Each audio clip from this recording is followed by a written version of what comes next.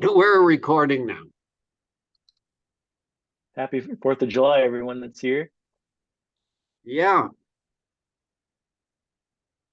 So we mentioned last week we're going to be doing, like question and answer. This is your session, so we wanted to be available for those people who had questions and answer them for you. So whoever's bold and brave can speak up and have some fun.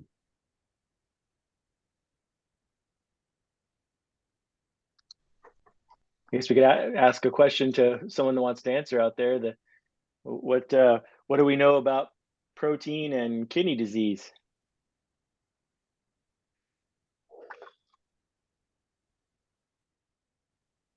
Do we want animal protein or do we want plant protein? If you're wanting to protect your kidneys.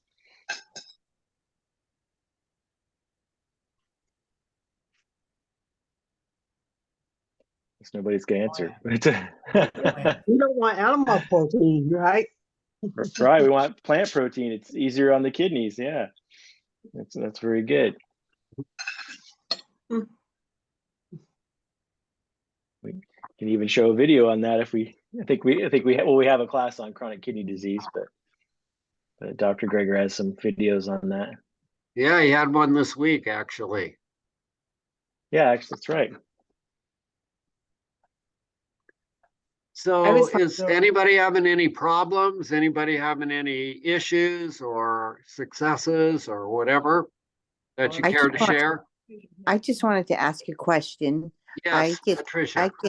I get Dr. Greger's videos sometimes, and he has he had one where he would give free he would come and visit people. Did you see that one? I was wondering. Where he'd come and visit a facility or whatever? He said yes, but he'd do it for free. Did you see that? And he said that, he's going to do it all over the United States with his book, and he would do it for free. And, and to ask people, if they have a certain event or something. I thought maybe you guys would be interested in it, doing it. I don't know if it would be a large enough crowd, but. Yeah, I did see that too. Yeah, I think it's he's probably talking mostly about medical conferences and health conferences and things like that. So that would be my guess just by reading that. But I saw what you saw. Uh-huh.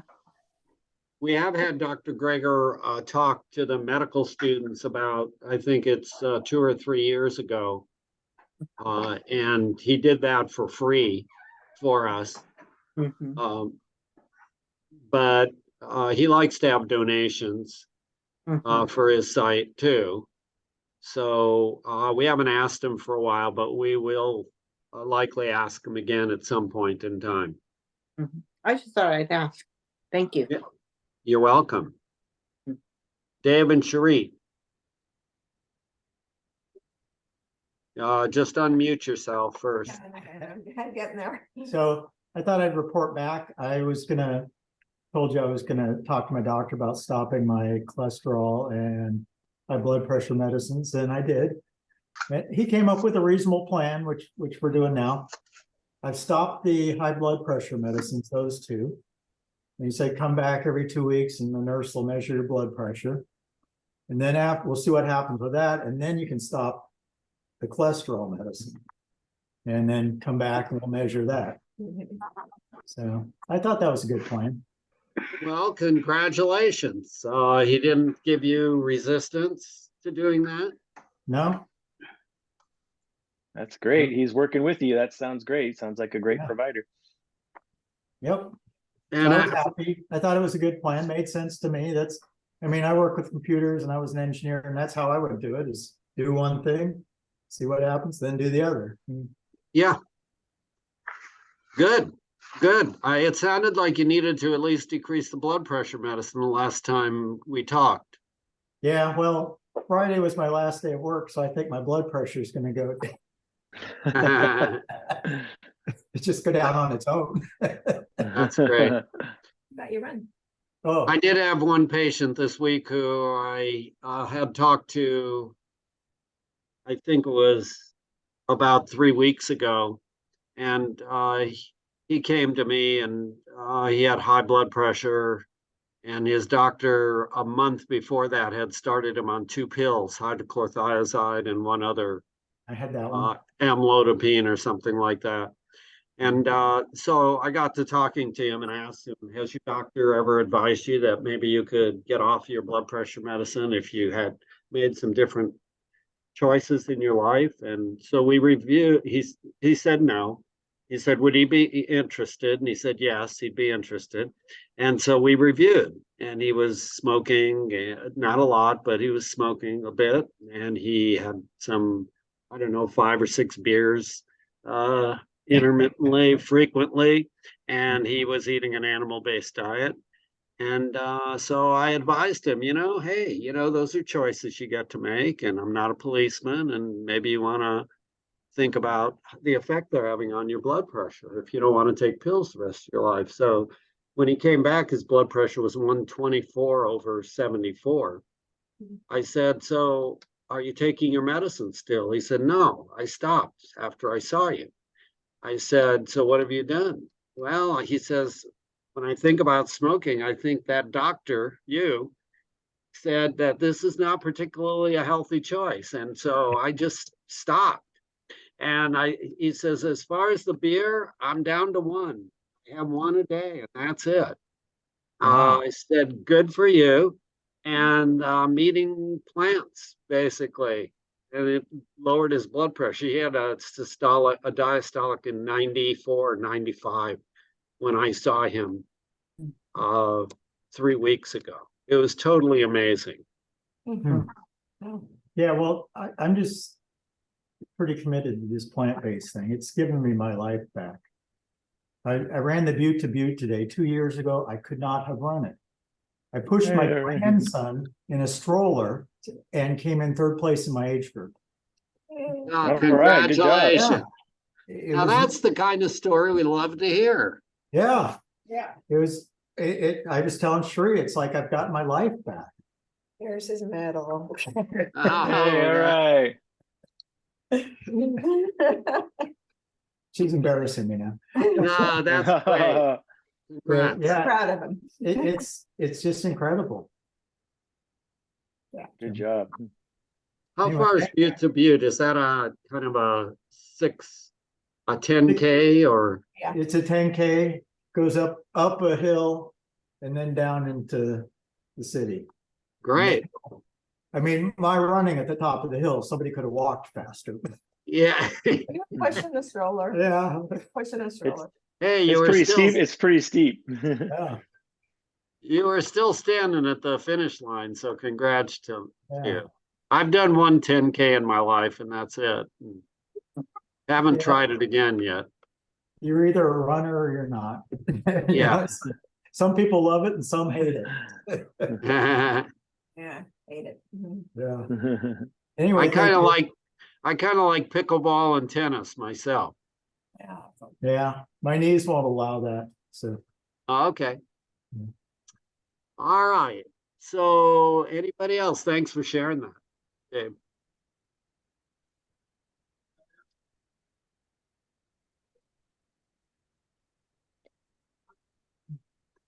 Based upon last week, we thought the room could be fairly quiet. But we really did want to give everybody a chance to answer any questions or concerns. Mary, you're unmuted. Did you want to say something? Oh, Craig wants to say something. Okay, great. Wife is encouraging me to tell my story. And Okay, we want to hear it.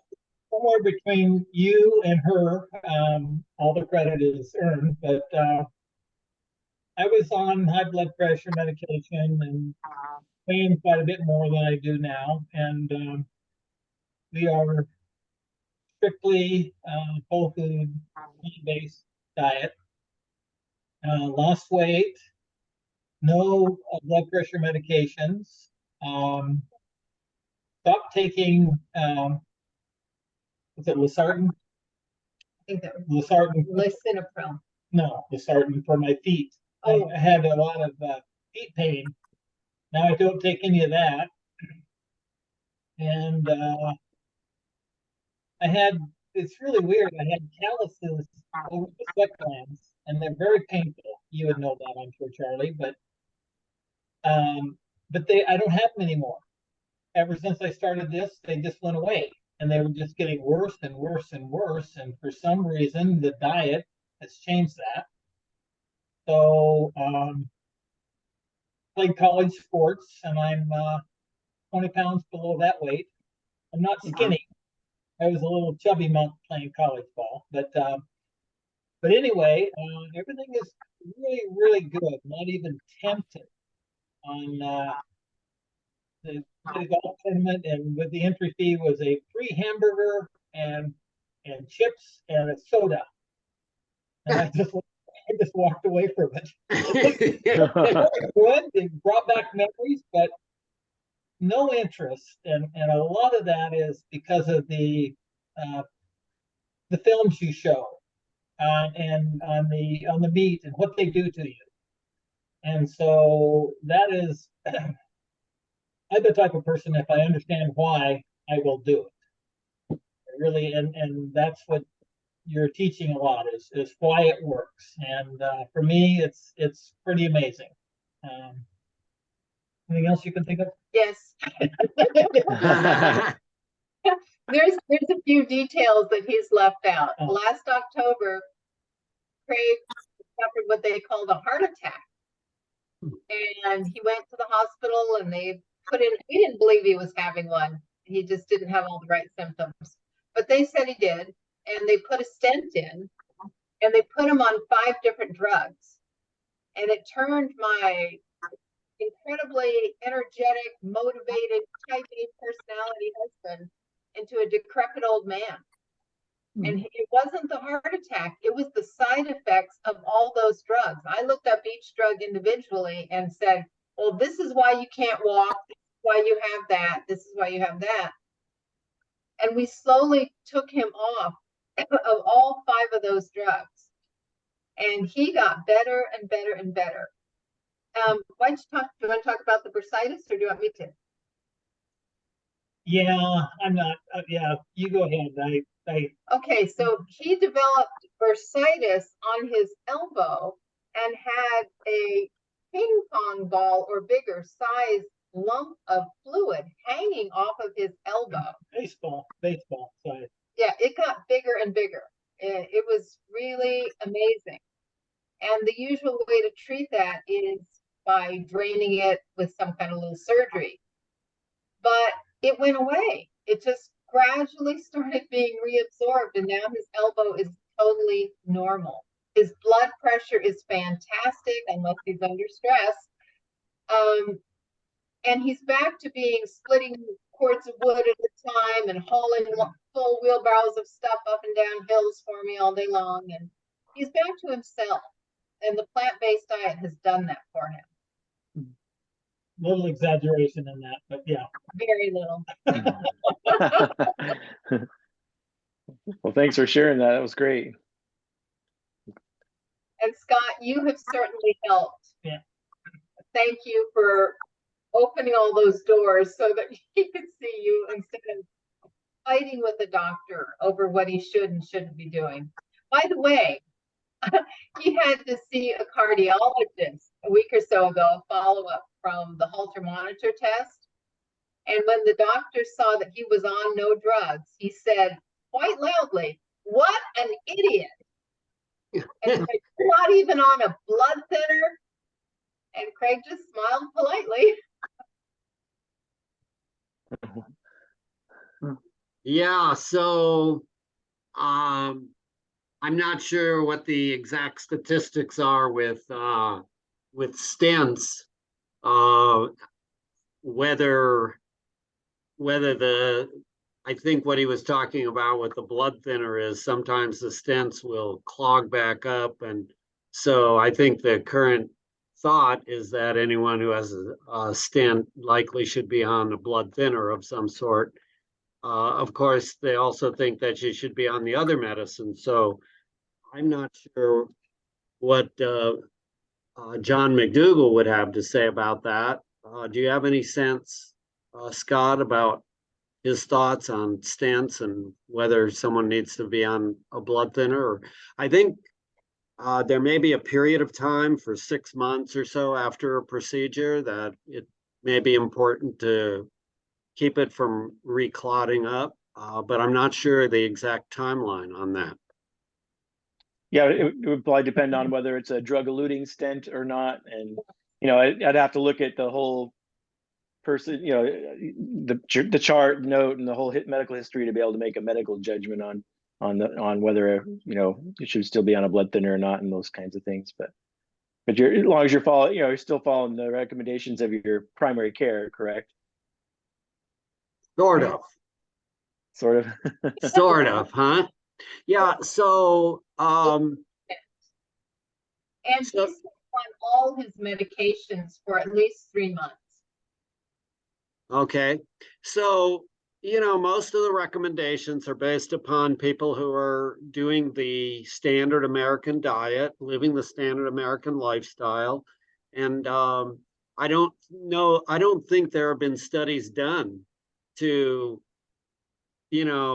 see what you really need, what would be the safest thing to do for a person who's totally plant-based and reversing their heart disease.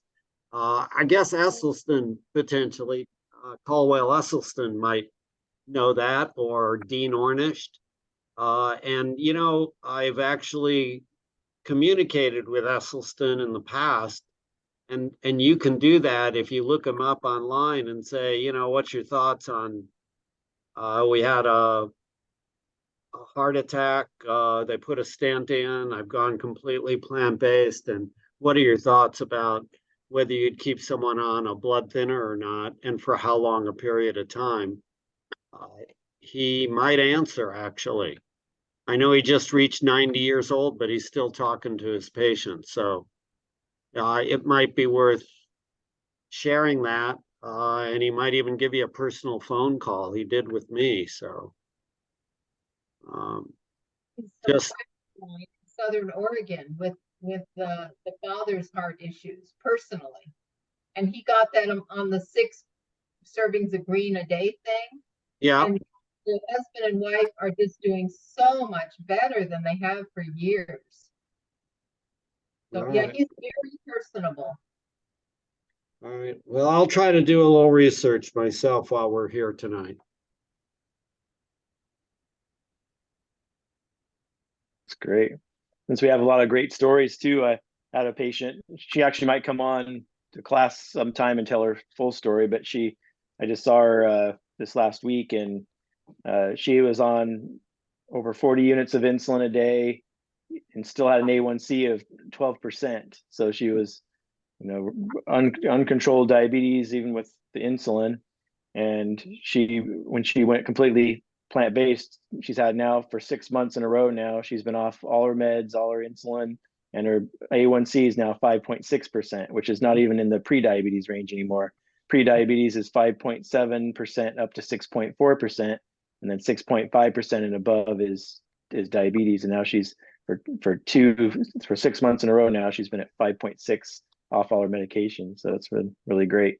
And she had reversed it before, so she kind of reversed it with a plant-based diet before, and then kind of backslid, kind of fell off the wagon, so to speak, and had uncontrolled diabetes once again. And so she kind of learned the lesson that you're putting it in remission is more of the official terminology by the American College of Lifestyle Medicine. You're not curing it or reversing it, you're putting it in remission. That's probably the more accurate term, because as soon as you go back to your old lifestyle, it's going to come right back, right? So yeah, she's been in remission now for 6 months off all her medications just from her diet and lifestyle. So the recommendations are usually to take blood thinners for a year after a stent is placed. That's what all the guidelines are.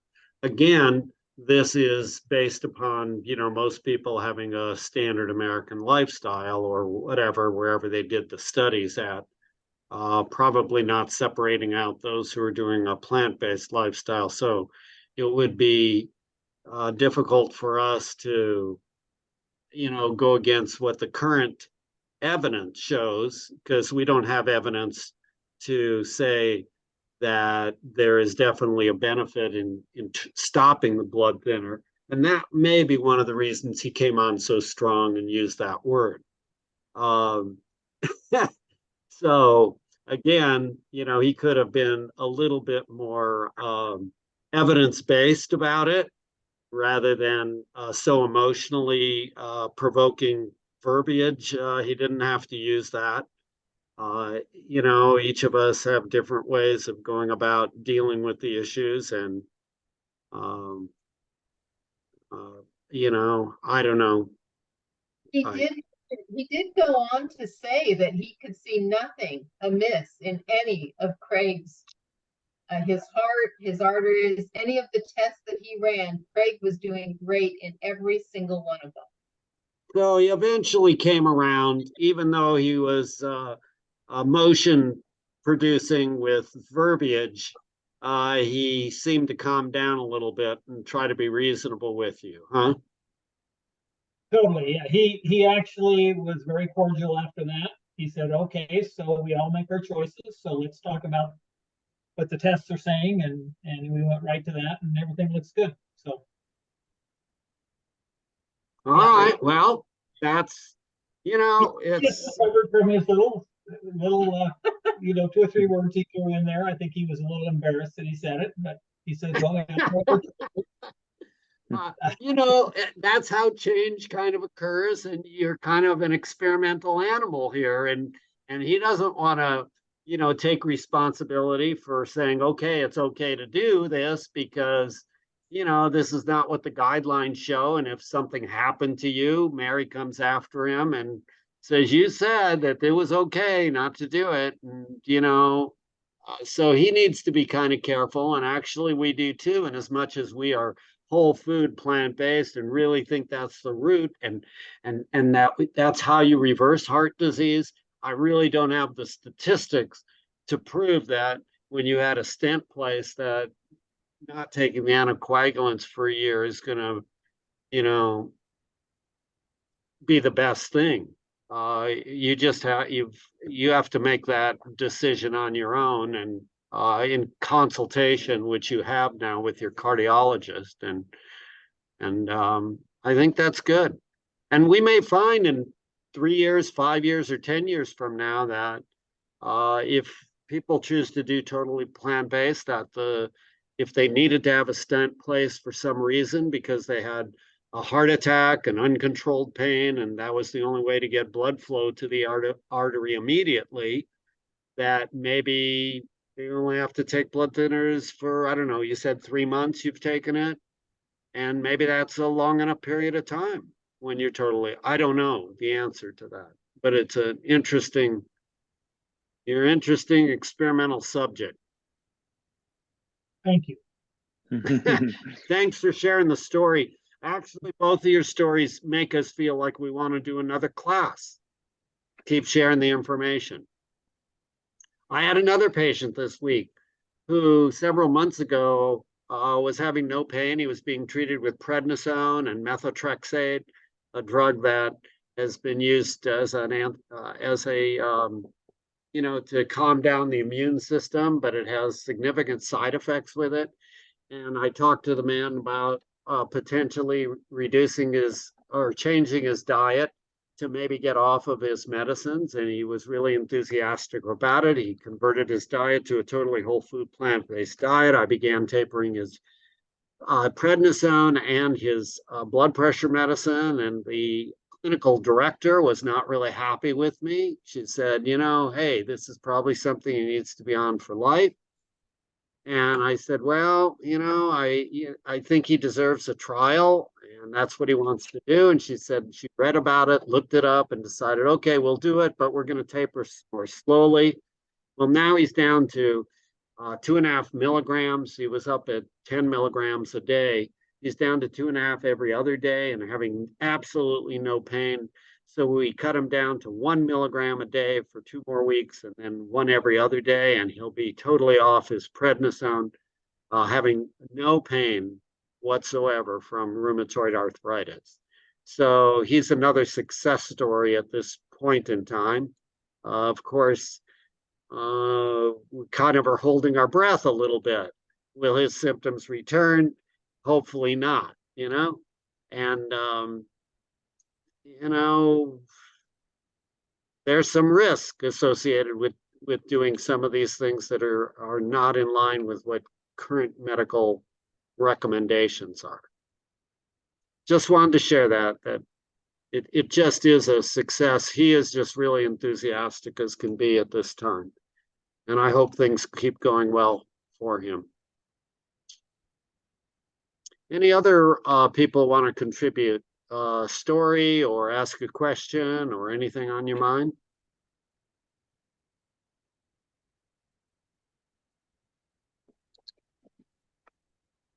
Next week, Eric Colgrove, pediatrician, he's going to be doing a talk on pediatric obesity. That's going to be, it's a new one, a class we've never had before. So kind of inspired by the American Academy of Pediatrics coming out with those guidelines saying that even kids as young as 12 can be on weight loss medication and have weight loss surgery. Actually, they're even saying with some of the weight loss medications, you can go down even as low as 6 years old.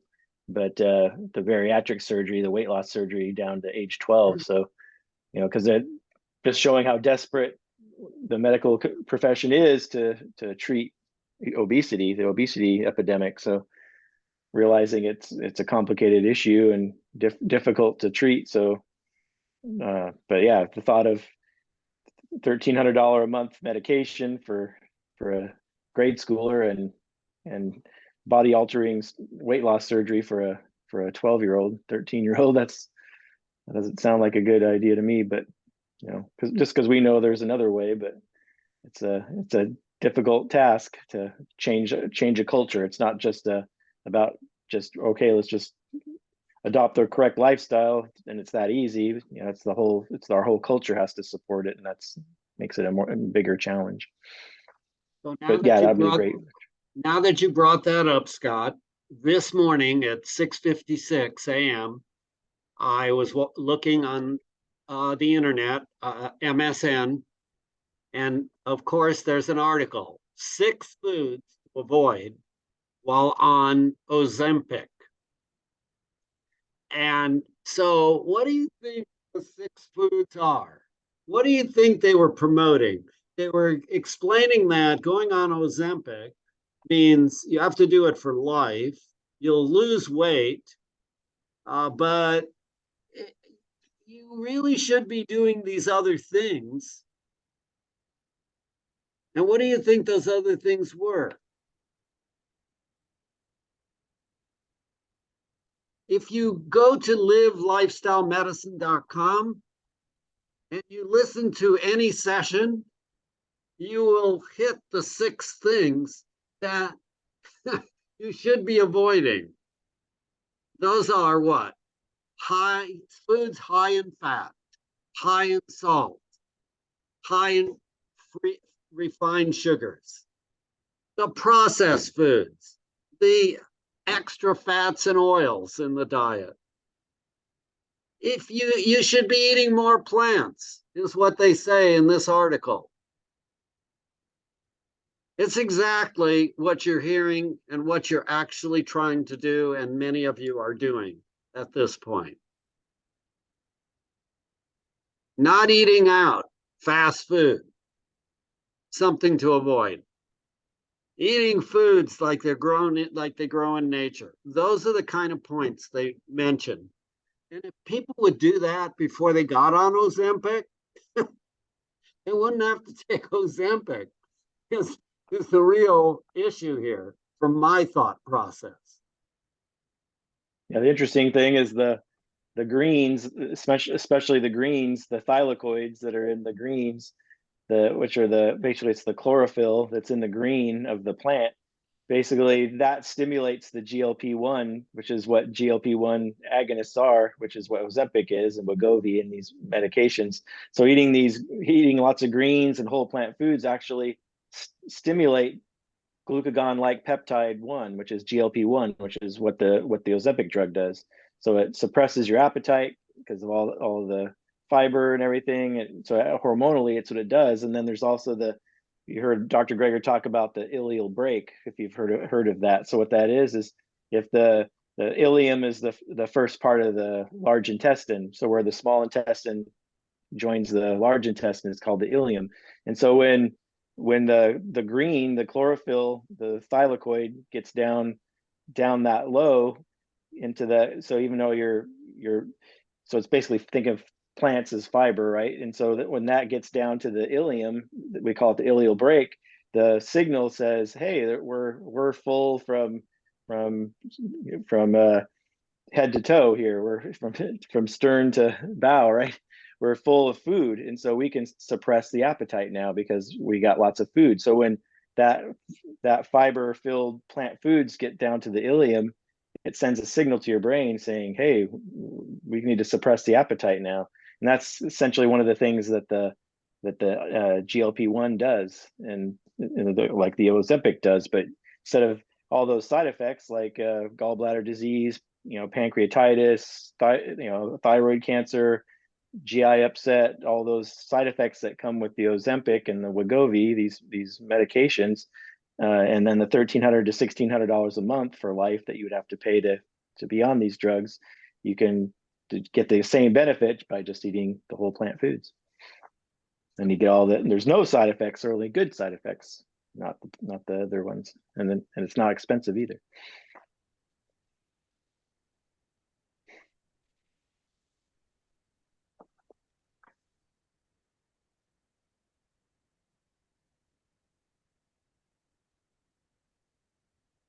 Other questions? I'm sure you have some video. Did you show any videos this afternoon, Charlie? We just talked. It was incredible. I didn't show any videos, but I do have a video or a PowerPoint that I would share if no one has anything. First, Susan, we're gonna hear what you have to say, and I got to run downstairs and get my thumb drive. I was just thinking, the situation that we're in now with getting medical help. You go to a doctor. First of all, it's not that easy to get an appointment these days, whatever. And doctors don't have a lot of time to give nutritional information to patients. They treat the symptoms and not the causes. I was thinking, wouldn't it be good to raise the profile of nutritionists and dietitians, just like a doctor sends someone who has a physical problem to a physical therapist or something? Why can't we have a situation where a doctor, sends a patient to a nutritionist, and hopefully the insurance would pay it and more? It seems like a good way to do it would be to have, every medical group would have a couple of nutritionists that they could send their patients to, and refer them to a nutritionist. And there could be different types of nutritionists, depending on what your problem is. It's like a weight problem or a metabolic problem or whatever, and insurance would pay for it, and everybody would be happy. There would be money involved. People, the nutritionists and anyway, that's what I was thinking. Why can't we raise the profile of send them to a specialist, like a doctorate in nutrition? I'm sure they already have that, but that's what I've been thinking. Yeah, definitely we have referrals. We do referrals, medical providers to dietitians, because insurance does cover for dietitians, but only for certain diagnoses. So for diabetes, sometimes for kidney disease and a few others, but there's with Medicare, I know with Medicare, there's not a lot of diagnoses that are covered to see a dietitian. And then I know with nutritionist is kind of it's a pretty big gray area. There's not like a certification to just be almost anybody could say they're a nutritionist if they just have read up on nutrition. And so there's no, you can't bill for that kind of a service, but you can for dietitians, but it is, kind of limited. Like I'm good friends with Thomas Bosch, who's a dietitian here in town, and he's part of our Eugene plant-based provider group. And so I, occasionally will send a patient to him, and And then he actually will send a lot of his patients to these classes because I'll get a letter from his wife Sherry, who runs is his administrator, and say, oh, sorry, your insurance won't cover for you to see Thomas. Here's what it would cost out of pocket, but there's also this free class that's available, and so she sends a lot of people this way for that very reason. But yeah, you make a great point. I think it'd be great to have more dietitians and have more covered diagnoses to be able to send patients, because yeah, you're right, doctors, one, they don't know anything about nutrition. I was included in that group because we don't learn about it, and two, we don't really have time. And so it's kind of like, okay, here, yeah, you could do like what Charlie and I do and say, oh, here's some resources, here's this class, a website, Dr. Greger's Daily Dozen, things like that. But that's kind of the only amount of time you have for most appointments, because you got other things you got to do. But then, if you could just say, oh, here's a referral to a dietitian, and if we could make that more universal, I think that would be really great. And then there are lifestyle medicine clinics popping up around the country, and like they have one in Boise, Idaho now, at St. Luke's Hospital there, a whole lifestyle medicine clinic. And so you can see the dietitian there, the lifestyle medicine providers there. They have physical therapists, personal trainers, they do meditation. They have a whole well-rounded lifestyle medicine clinic. And hopefully my hope is that those kind of clinics will be popping up all over the country in the next few years. But yeah, it's a great point you brought up. Yeah. So Doris hit the hammer on the head of the nail here.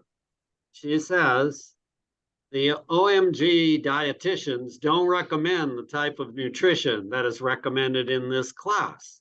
On the other hand, OMG sent me to your class. So that's where the confusion comes in.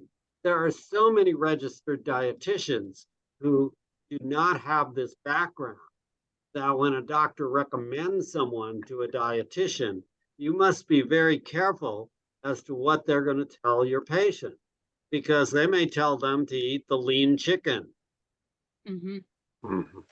Yes?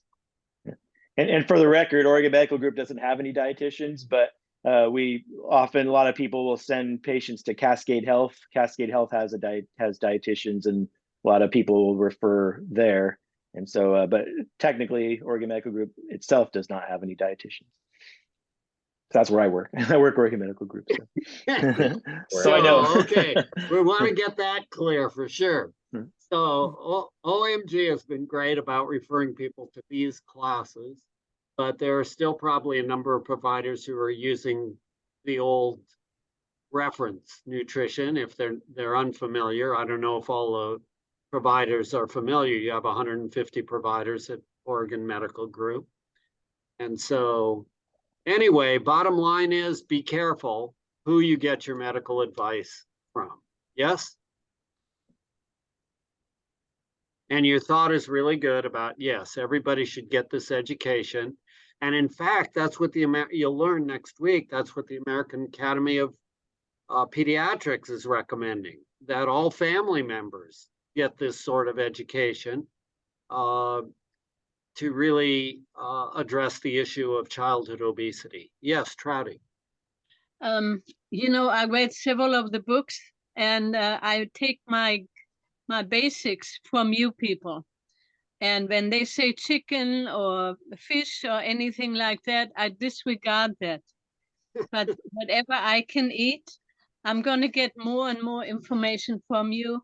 And I go quite a bit with it. Sometimes if I can't help it, I will do it. But oftentimes my blood pressure goes up to 155, 157. And I can get very sick with it. I get nauseous and throw up and stuff. I cannot afford it very much. So to me, you are basically my ground where I go from there. And if I see anything else that does not go, I disregard that. I have several of the books that they recommend chicken or some other things. I can't have garlic because I'm allergic to garlic. I disregard that. But I take the information and evaluate it against you people because I know you're right. So Well, it that's, took you a little while to figure out that we were right. But we try to be right, and we will adjust our thought process as we learn. We look at the science, and we're standing on the shoulders of Gregor and Ornish and Clapper and McDougall, and that's McDougall it. does not 100%. No, he goes with chicken, but no oil. Yeah. So, All right. yeah. So there may be one or two new people in these classes. And for you, I just want to share, I think, 10 or 12 slides that I'm going to share with the junior high schoolers and high schoolers in about 10 days. I'm going up to Lynn Benton Community College. It's sponsored by Western University of Health Science. It's called Summer Camp for the kids. And they want me to talk on nutrition. So I want to just share with you just a few of these slides, which I'm going to share with them. Then I'm going to go over food, and I'm going to have them look at various foods. And I think you can see my screen, I hope. And if you can't see it, you'll let me know. Yeah. And then I just need to get past this somehow so that I can actually start the slideshow. Here's the slideshow from the beginning, and we'll kick this back up higher above here. And let's see, there's one slide. Okay, so what are the 4 things that give us health? This is the first question I'm going to ask the students, who are there. And I'm going to see what response they give me. And I'm going to tell them, for years we've been kind of focusing on the root cause of disease, but we haven't been focusing on it. We've just been pushing another pill to lower a blood pressure, or push another pill to lower a high blood sugar. But there are 4 root causes of disease: what we eat, how we move, the chemicals we choose, and how we deal with stress. And stress could include how you sleep and also the kind of friends and social support you have. So maybe there's 6 things, but I like to keep them simple. So there's 4. And today we're talking about nutrition, and we're going to discuss briefly myths, various diets, processed versus unprocessed foods, food components, microbiome and inflammation, and the impact of food on our climate. So for the first thing is, we're going to go to myths. Some of the myths that you're living under is you can't get enough protein and just eating plants. And that's a total myth, because there are a number of animals that have teeth like ours, who have intestines that are about the same length as our intestines, who are actually just plant eaters. And those are like elephants and gorillas. They don't have teeth like lions and tigers, and neither do we. And they get enough protein, and you can too if you just are eating plants. And then there's a myth that milk does a body good, that you need to drink cow's milk for calcium, and that's a total myth.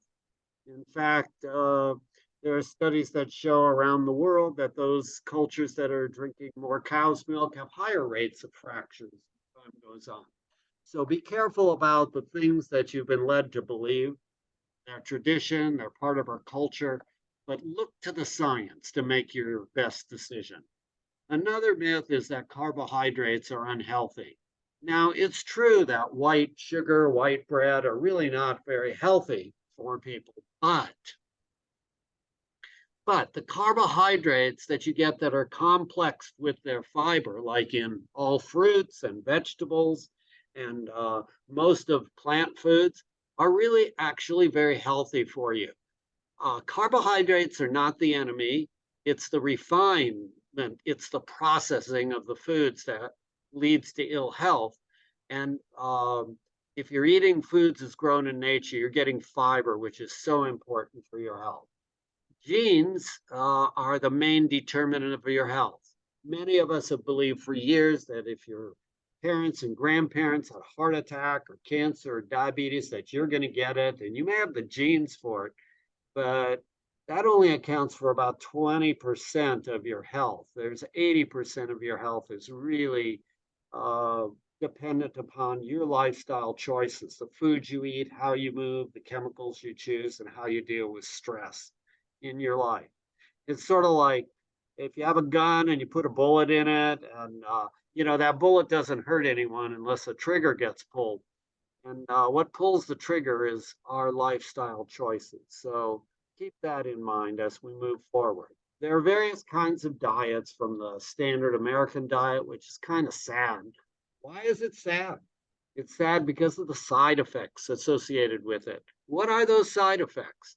The side effects are overweight, heart disease, diabetes, kidney problems, arthritis, skin rashes, various other kind of diseases. Now, you can eat whole plant foods, which is really the healthiest way to go.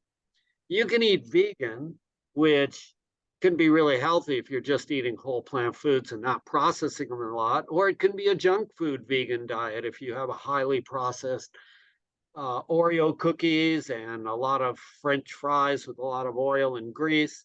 That's not particularly the healthiest way to go. Vegetarian can be healthy, or it can be unhealthy if you're eating too much fat, too much salt, too much free sugar in your diet. And keto, paleo, those are eating mainly high protein, high fat diets, and they've been shown to decrease blood flow over a period of a year and have a lesser life expectancy. So even though they're popular with a number of celebrities and in vogue, probably best to avoid those. And then there are other variations on diet. There's a blood type diet where you should eat according to what blood type you are, and a carnivore diet, just eat meat.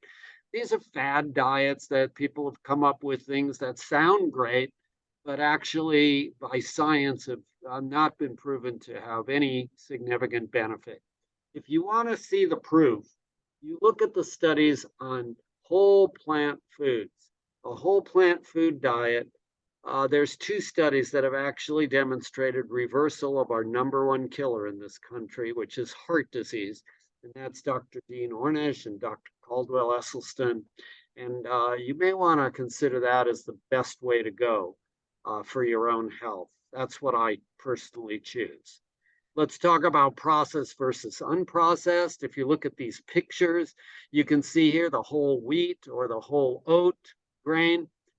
When you strip away the fiber, it's refined and it becomes inflammatory. Not nearly as healthy as eating the whole grain like oatmeal or a wheat cereal. Same way with sugar. Sugar cane itself, you could suck on that, it'd probably be okay. But when you're eating the free sugar from that, it's not really healthy. And of course, donuts are highly processed wheat or sunflower and sugar, very unhealthy to eat that way. Processing often adds extra chemicals to prolong the shelf life of the product. And the unprocessed foods, they have a higher nutrient value. As you process them further, you take out some of the vitamins, minerals, and chemicals that are going to provide you with health. And we're getting to the end here. What you eat when you eat a food is protein, carbohydrate, fat, minerals, vitamins, and phytochemicals. We focus way too much attention on the numbers associated with protein, carbohydrate, and fat. What we should be focusing on is eating whole foods as they're grown in nature and avoiding foods that have labels on them, actually, like these. So if you're eating foods in the market that you buy in the vegetable, fruit and vegetable department, you'll be eating healthy choices. If you're buying a lot of foods from the aisles, you'll be buying a lot of these labels, and you need to be careful of that. Learn more, study about what's going to bring you health. And then the microbiome. You have more bacteria in your large intestine than you have genes in your body. Seems like a lot of bacteria. If you feed these the good bacteria, they'll feed you back with chemicals called butyrate and serotonin. Butyrate cuts down on inflammation. It suppresses your appetite. Serotonin leads you to have not anxiety and not depression, but to feel good. And so if you need to feed your good bacteria enough fiber, that's their food. So if you're restricting the fiber, you're going to be restricting the chemicals that actually make you feel good and keep you in ideal body weight and keep you healthy. And where do you get this fiber? There's no animal product that has any fiber in it. You only get it from plants. Okay. Last, the impact of food on our climate. Meat is heat. And as we raise livestock for our food choice, that livestock produces more methane gas and contributes more to global warming than all the transportation in our country. And so you will learn over time, keep an open mind, that if we changed our food to plant sources, will be more effective. It will be more effective than switching to an electric car. However, why not do both? And with that, I'm going to share with you a couple options. One is the standard American breakfast, which many of you may be eating now. It's composed of bacon and eggs, toast and butter and milk. These foods are high in fat and hormones and protein. They have no fiber. And remember what I said about fiber. It's really what's going to bring you health. High calories leads to weight gain on this standard American breakfast. Look at the whole food breakfast. It's oatmeal with plant milk, beans, greens, fruit, quarter cup of walnuts, low in fat and hormones. You eat the colors of the rainbow. It's tasty, it's filling, lots of fiber and other nutrients. Look at this. It's beautiful, it tastes great, and you get filled up. And then there's this calorie density chart, which I'll go over with them if they express any interest, where they can see that if they stay in the green, eating non-starchy veggies, fruit, unrefined complex carbohydrates, including chemicals and whole grains and legumes, that they'll be in the 100 to 400 to 600 calories a pound range. Whereas if they venture out over to the right of the red line, they'll be eating the standard American diet with the ice cream and the bread and the cheese and the sugar and all oils. Look at the calorie density. 4,000 calories a pound. That's pretty impressive compared to the calorie density over here. It's no wonder that we have an overweight population eating in this area. And with that, I'm done. I've taken up my 8 minutes of time. And I'm going to go slower with the students because we're going to ask them questions and have fun with them while we're doing this.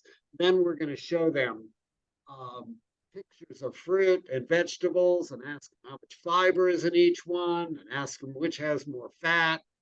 And we're going to have fun with the kids. So maybe you've had time to think of a question.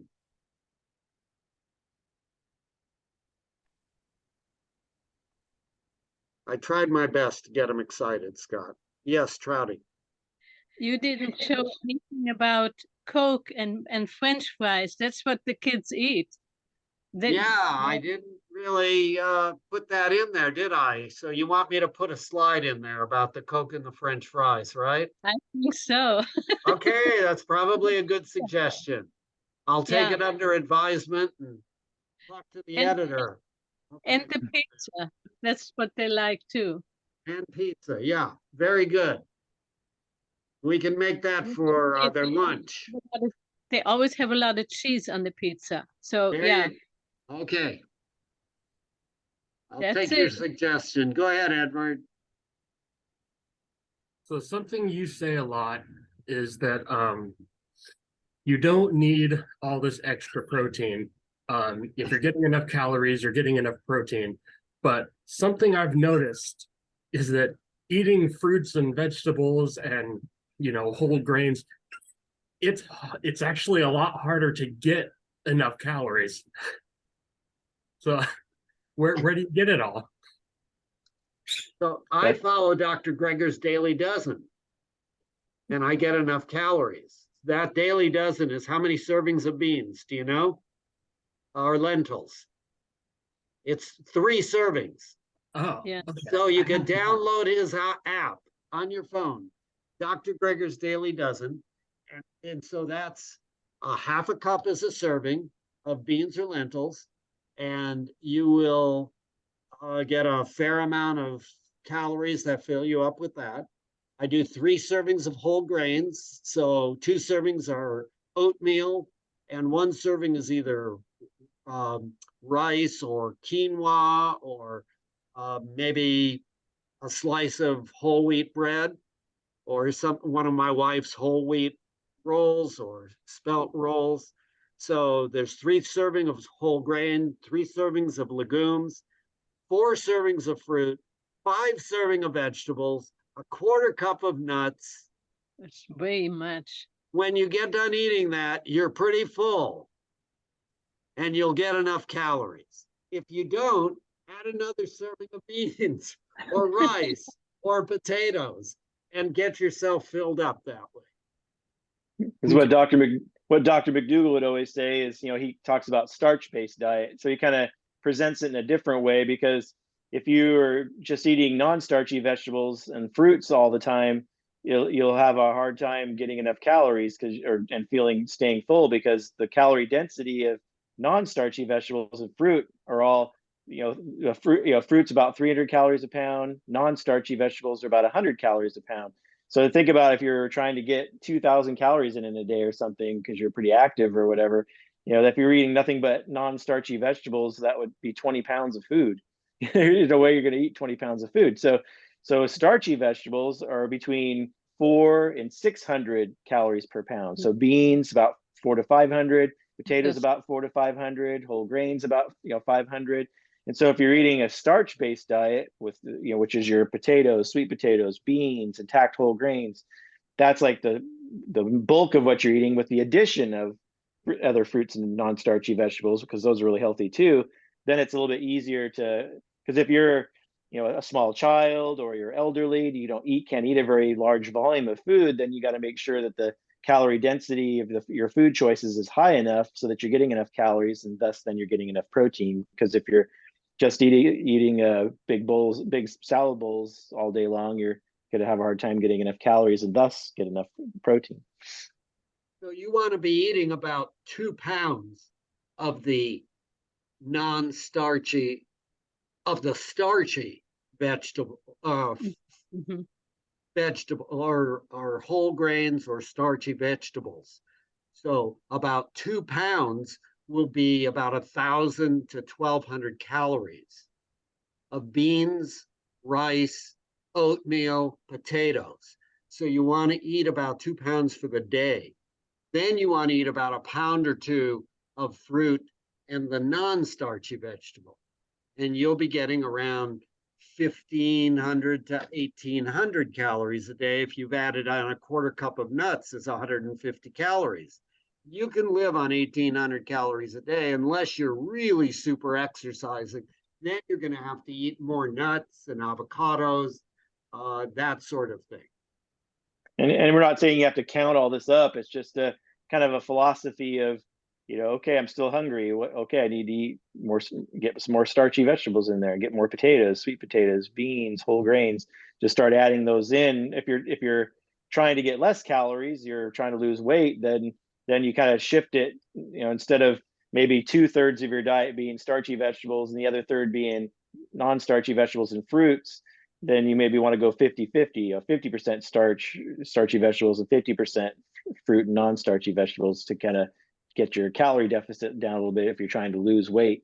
But there's different ways to kind of do it, but mostly we just try to keep it simple and just make the right, because what's most important is just making the right food choices. And then sometimes you have to make some tweaks and things to make it work for you. But hopefully that's helpful.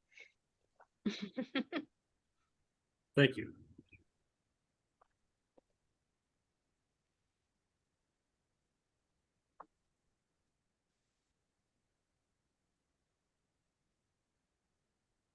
I don't remember the person who just ate veggies and fruit at the 2 p.m. class last week. I can't remember what that was, showing a picture, Jerry. I'll have to think about that some more.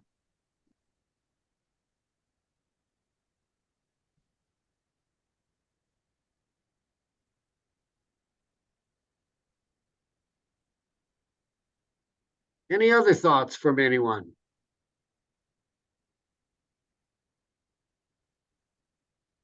We've had fun for a bit over an hour, almost an hour and 10 minutes already, for a class that we didn't have any preparation for. Someone's asking what causes water retention. So Usually salt. Yeah. Yeah, good job, Trouty.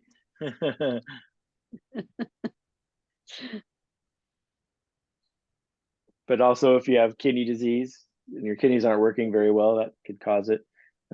Congestive heart failure, there's lots of medical, if you have water retention, you should definitely see your medical provider because there's other reasons for it.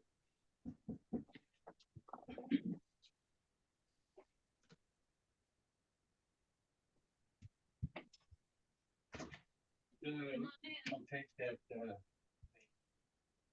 I got Yeah. the medical thing on it right now. If we whet anybody's appetite about the fiber, you can go back to class last week that's recorded on the website. The Magic of Fiber Charlie did last week. If you missed that, check that out.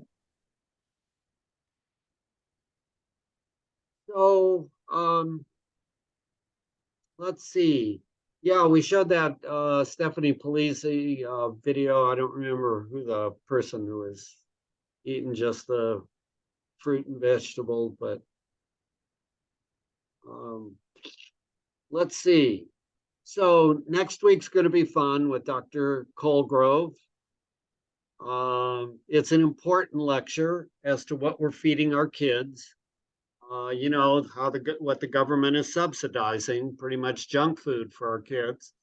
And the public's going to need to get educated so that they vote people in who will actually make changes that will actually provide healthy food for them. It's going to take a while, but we're going to keep working on it. We're making progress in New York City with Mayor Eric Adams. He's done a lot of work on having plant-based meals at the New York City public schools, and he's a big advocate. So I don't know if you guys are familiar with him. I actually saw him. I saw him at Veg Fest up in Portland conference. He spoke there back when he was still the borough president, Brooklyn borough president in New York City. And he had reversed his type 2 diabetes with the whole food plant-based diet and got his health back and all that. So that was when I saw him in person. It was there, and then now he's the mayor of New York City, and so he's a great advocate to have because he's making changes on the political side in those public schools and things to try to get healthier meals for the kids.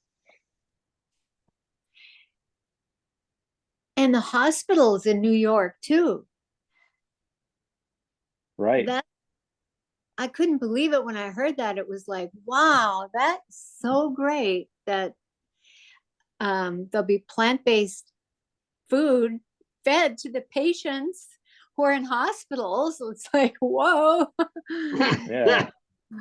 You mean people have- actually healthy food at a health facility? Yeah. What a concept. Well, yeah. I know. That's such good news. Isn't there something about California's hospitals too? The meals have changed somewhat. I thought there was something enacted in California hospital meals too, but I'm not clear on that. There is. They were mandated Yeah. to provide the option of plant-based meals The for their option, patients. that's really good. But again, it's not necessarily stressed. and it's up to the doctor to write Oh, for the diet. So we really need to convince the medical profession of the So- importance of this. so the patient needs the doctor's permission to write it out like a prescription before you can get it as a patient? Either that or the patient has to be an advocate for themselves and has Yeah. to insist, I Mhm. want this for my diet. And then the hospital will be required to pay for it or provide it. That's such a big step forward. Yeah, we tried to do that in Oregon. It was Mhm. blocked it had passed the House, I think. And this, when it got to the Senate, the dairy industry Of course, yeah. chimed in and they tabled it. And that was the end of it a few years ago.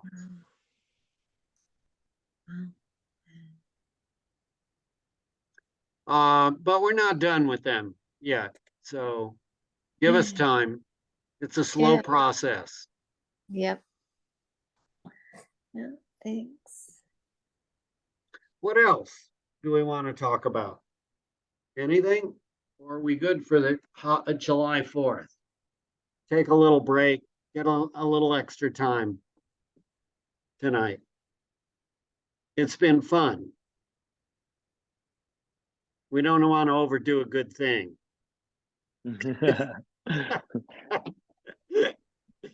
We enjoy Just the reminder. stories. Go ahead, Scott. Yeah, it's great. Oh yeah, just a reminder. Then we have so we have coming up the next walk, which is on Saturday, July 22nd at South Eugene High School track. We had a good turnout of 22 people in June. So hopefully some of you guys will come out for that Saturday, July 22nd. And that's the next thing on the schedule besides the classes every week.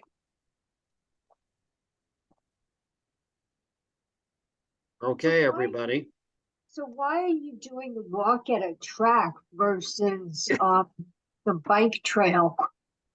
Yeah, we decided with all the electric bikes and electric scooters, it's kind of getting a little bit more dangerous for a safety issue on the bike path, because especially if we would have had if we would have had 22 people on the bike path, that would have been really difficult. And it was really great because we were hanging out in the parking lot and talking, and because a lot of it's social. And so we talked for a while, all the kind of latecomers come in, and then we started walking around the track, and it was great because we could kind of walk, several of us abreast, and we could walk around at different paces, and we could chat, and it was really great. So, so we're planning on continuing to do it that way because it's just safer, and it kind of helps to combine activity with the social aspect and be able to ask questions and really get to see each other in person. So that's why we made that decision.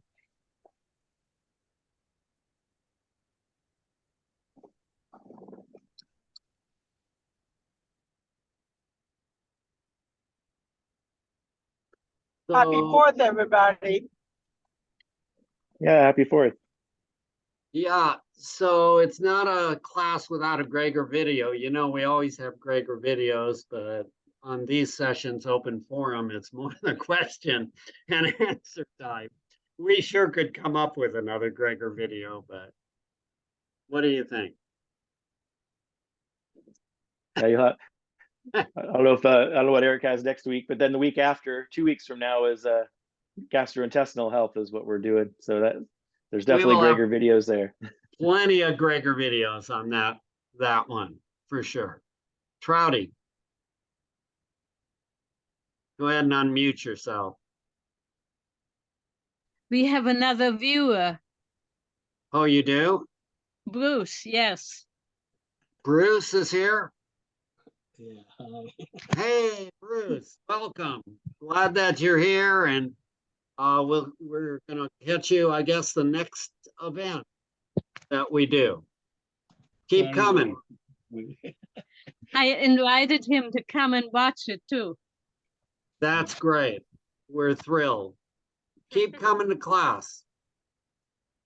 And we'll have some more next week and the week after. They're going to be good classes. I got the information from Sherelle Smith, and Uh-huh, now he got the information from me. that's great. Yeah, We're happy for you. I thought you'd like to know. We do. So Scott, are you good? Yeah, sounds good. All right, I'm good. Everyone Happy have a good 4th to night. you all.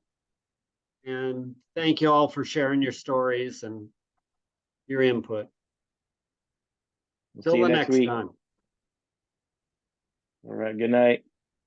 Night.